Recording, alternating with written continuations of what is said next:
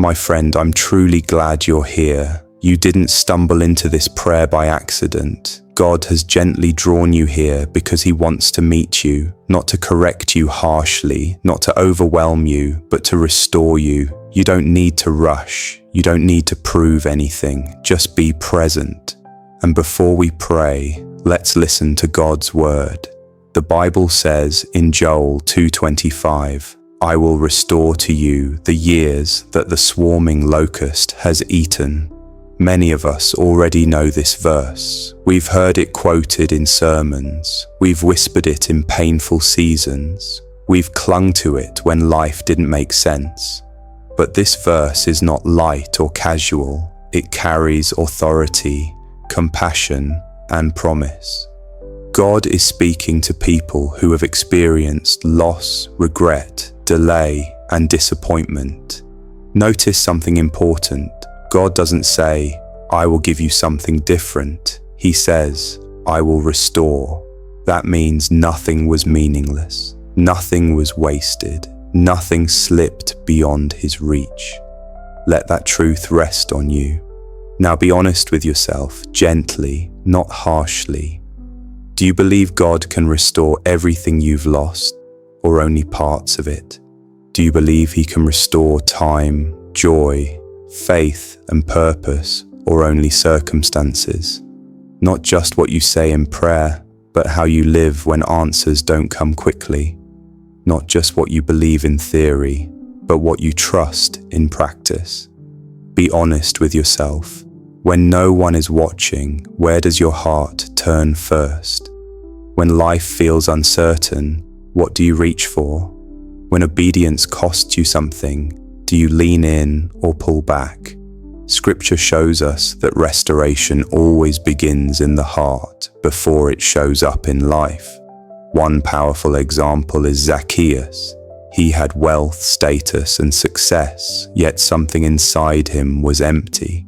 He was surrounded by people, but disconnected in his soul. Money didn't heal it, control didn't fix it, achievement didn't satisfy it. So when Jesus passed by, Zacchaeus climbed a tree, not because he was dramatic, but because he was hungry. Hungry for meaning, hungry for change, hungry for something real. Jesus looked at him and called him by name, and everything changed. Jesus didn't shame him. Jesus didn't threaten him. Jesus didn't demand repayment. Jesus loved him, and that love awakened surrender. Zacchaeus gave back what he had taken. He made things right. He realigned his life, not because he was forced to, but because love transformed him. Jesus didn't command it. Love produced it. That's how God works. He doesn't restore by pressure. He restores by invitation. He doesn't force obedience. He draws the heart. Now bring that story into today. We live distracted lives. We love God, but we also love comfort. We follow Jesus, but we still want control. We surrender partially. We obey selectively. We ask God to restore, but we hesitate to fully release what He's asking for. And God understands this tension. He's not asking you to be perfect. He's asking you to be honest. He's not demanding flawless devotion. He's inviting wholehearted direction. Think of a sunflower. It doesn't struggle to become the sun. It simply turns toward the light. That's what God is asking from you today. Not striving, but turning. Not pressure, but posture. Some of you are in between. You haven't walked away from God, but you haven't fully leaned in either. You believe, but you're tired. You hope, but you're guarded. You love God, but you're still holding on to things that feel safer than faith. And God sees you. He's not disappointed. He's patient. This is the turning point. Restoration doesn't begin with effort. It begins with surrender. Not surrender out of fear, but surrender rooted in trust. So right now, without rushing, without forcing emotion, without pretending, let your heart open. Let us pray. Father God, I come before you just as I am. Not the version of myself I show to people, not the version that sounds strong or put together. I come as I truly am, tired in some places, hopeful in others, carrying things I don't always know how to name. I don't want to perform for you today. I don't want to hide behind polished words or religious habits. I come honestly because you already know my heart. Lord, you see me completely. You see the faith I've held on to. You see the disappointments I've carried quietly. You see the prayers I stopped praying because they hurt too much to repeat. Nothing about me is hidden from you, and still you welcome me.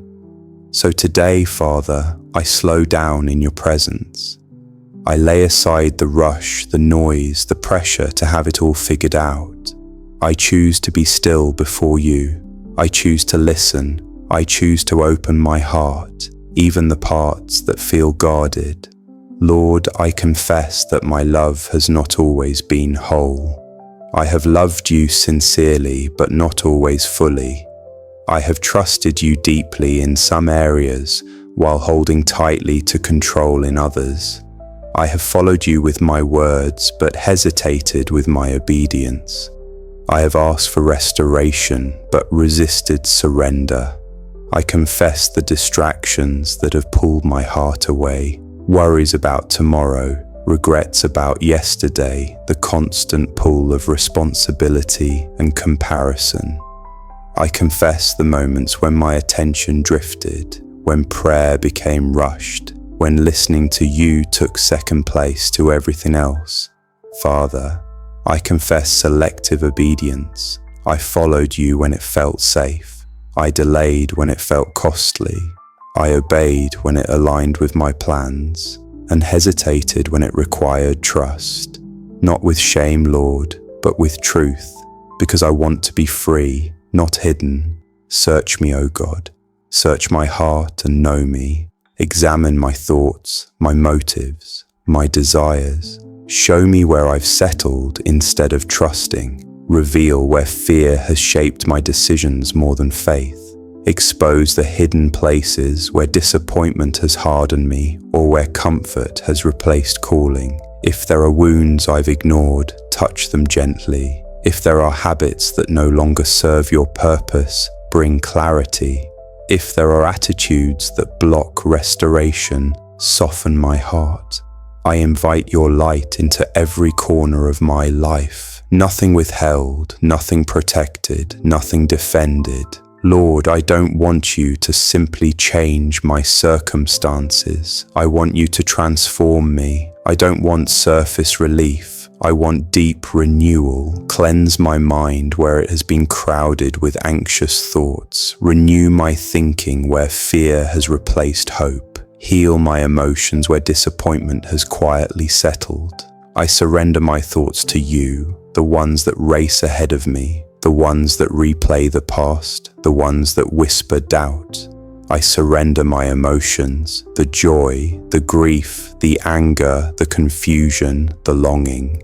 I surrender my habits, the visible ones and the hidden ones, the ones I've mastered and the ones that still master me. I surrender my choices, both the major decisions and the small daily ones that shape who I am becoming. Lord, realign my heart with yours. Let my desires be shaped by your presence, not by pressure. Let my hunger be for you, not just for answers. Teach me to trust you in the waiting, not only in the breakthrough. Teach me to love you not in fragments, but with my whole heart. Jesus, thank you for loving me completely. Thank you for loving me when my surrender was slow. Thank you for loving me when my faith was fragile. Thank you for loving me without conditions, without limits, without withdrawal. Thank you for the cross, where you held nothing back, where you proved that restoration is possible, where you paid fully for my forgiveness, my healing, and my new beginning. Today, I lean into that love. I stop running. I stop striving. I stop pretending I can fix myself. I open my hands and loosen my grip. I choose trust over control. I choose surrender over resistance. I choose honesty over hiding. Even now, Lord, I believe you are restoring what I thought was lost, not only around me, but within me. I believe you are healing places I stopped expecting you to touch. I believe you are redeeming time, renewing hope, and rebuilding faith in ways I cannot yet see. So I remain here in your presence, open, willing, listening, ready for whatever you want to do next. And I choose to stay here with you, Lord, not rushing ahead, not pulling back, but resting in your presence. I acknowledge that you are already at work, even in ways I cannot see yet. I release the need to control outcomes, timelines, and explanations. I trust that what you are doing in me is deeper than what I have been asking for around me. Father, I place my future fully into your hands. Not just the parts I understand, but the parts that feel uncertain. Not just the dreams that still feel alive, but the ones that feel delayed or forgotten. I surrender my plans, my expectations, my deadlines, and my assumptions. If there is anything I've been holding on to that no longer fits your purpose for my life, give me the courage to release it without fear. Lord, restore what has been broken within me. Restore the joy that faded through disappointment. Restore the peace that was shaken by anxiety. Restore the confidence that was damaged by failure or rejection. Restore the faith that weakened through long seasons of waiting. You are not limited by time, God. What feels wasted to me is redeemable to you. What feels delayed is not denied in your hands. You are the God who restores years, who revives dry places, who rebuilds what was torn down. Nothing is beyond your reach, not my past, not my heart, not my future.